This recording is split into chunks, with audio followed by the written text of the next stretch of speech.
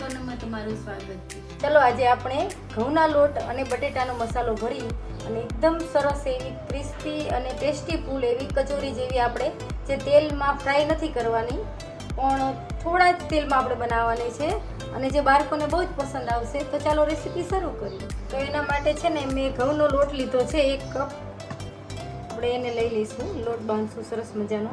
એમાં છે ને ચીલી ફ્લેક્સ આપણે એડ કરશું, સફેદ તલ ને 1 ચમચી નિમક આપણે એડ કરશું અને થોડા આપણે કોથમીરના પાન એડ કરશું અંદર થોડા, અને આપણે 2 ચમચી જ આપણે તેલ એડ કરશું અંદર।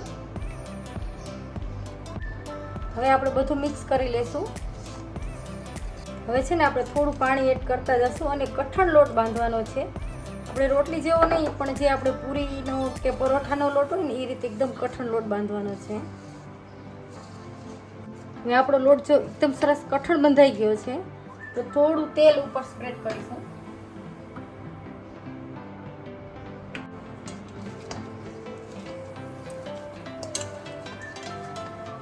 આપણો લોટ એકદમ સરસ બંધાઈ ગયો છે અને છે ને આપણે 10 મિનિટ માટે ઢાંકીને રાખીશું। ત્યાં સુધીમાં છે ને આપણે આલુનું સ્ટફિંગ છે ને તૈયાર કરી લઈશું। બટેટાની સ્ટફિંગ બનાવવા માટે 5 થી 6 નંગ મેં બટેટા લીધા છે, એને આ રીતે આપણે ક્રશ કરી લઈશું। આ બટેટા છે ને મેં બાફીને રાખ્યા હતા એટલે તરત જ ક્રશ થઈ ગયા છે એકદમ સરસ। હવે આપણે આલુમાં આપણે બધા મસાલા એડ કરશું। તો 1 ચમચી મેં ગરમ મસાલો લીધો છે, 1 ચમચી ધાણા જીરું પાવડર, અડધી ચમચી હળદર લીધી છે અને 1 ચમચી લાલ મરચું લીધું છે, જે કાશ્મીરી મરચું છે ને એ લીધું છે, અને લીલા મરચાંના ટુકડા કર્યા છે, ઝીણા ઝીણા એ લીધા છે, અને થોડી આપણે કોથમીર એડ કરશું। સ્વાદ અનુસાર નિમક નાખશું। આપણે લોટમાં પણ નિમક નાખ્યું હતું એટલે આમાં મીડિયમ જ નાખશું। અડધા લીંબુનો રસ આપણે એડ કરશું। આપણે લીંબુનો રસની જગ્યાએ આપણે આમચૂર પાવડરનો પણ ઉપયોગ કરી શકીએ, ચાટ મસાલાનો પણ ઉપયોગ કરી શકીએ। હવે આ બધા મસાલા આપણે એડ કર્યા છે ને એકદમ સરસ આપણે બધું મિક્સ કરી લઈશું બટાટાની જોડે।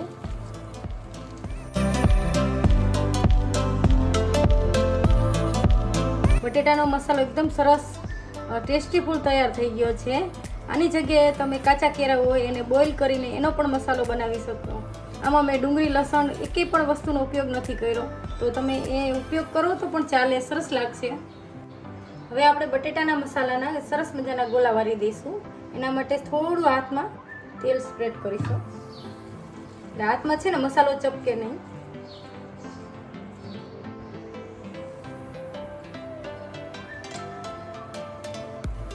આ રીતે થોડો થોડો મસાલો લઈશું આપણે, અને જે આ ચીઝની ક્યુબ લીધી છે ને એને આપણે વચ્ચે રાખી દઈશું આ રીતે। તમે મોઝરેલા ચીઝ છે ગમે પણ ચીઝ લઈ શકો, મેં ચીઝની નાની નાની ક્યુબ લીધી છે। આ રીતે વારી દેવાના છે આપણે। હવે આપણે આ રીતે બધાના ગોળા વારી લઈશું વચ્ચે ચીઝના ક્યુબ મૂકીને। બધા બટેટાના છે ને એકદમ સરસ મજાના ગોળા વારી દીધા છે વચ્ચે ચીઝના ક્યુબ મૂકીને।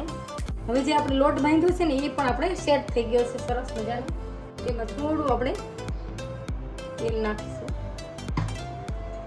અને પાછું સૂકવી લઈશું થોડી વાર।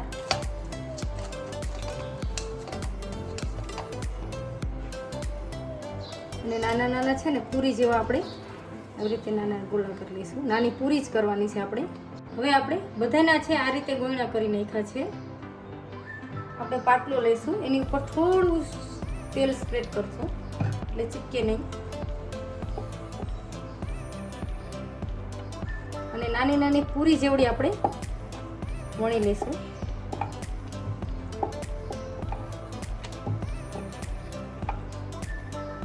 આપણે આ પૂરી વણી છે ને નહીં બહુ જાડી નહીં પતલી, આ રીતે આપણે કરી છે।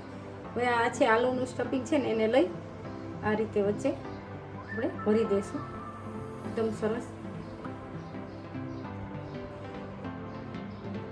અને આ પાટલી છે અંદર દબાઈ દઈશું અને આ રીતે આપણે ગોળ શેપમાં કરી લઈશું। આ રીતે આપણે બધાનું આ રીતે આપણે કરી લઈશું।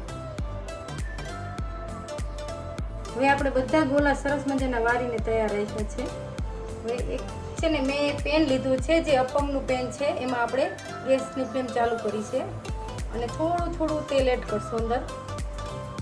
હવે છે ને આ જે નીચેનો પાર્ટ છે ને એ આપણે નીચે જ રાખશું આ રીતે.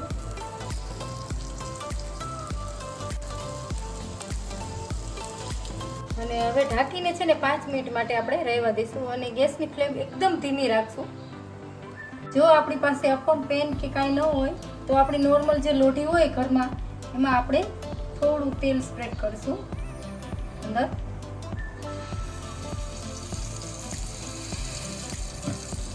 ને છે ને આ કચોરી છે ને આપણે રાખી છે એને આવી રીતે પ્રેસ કરશું.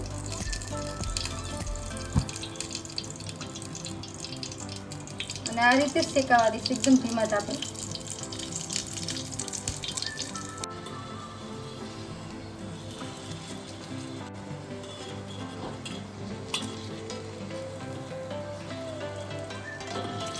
એકદમ સરસ કડક થઈ ગઈ છે.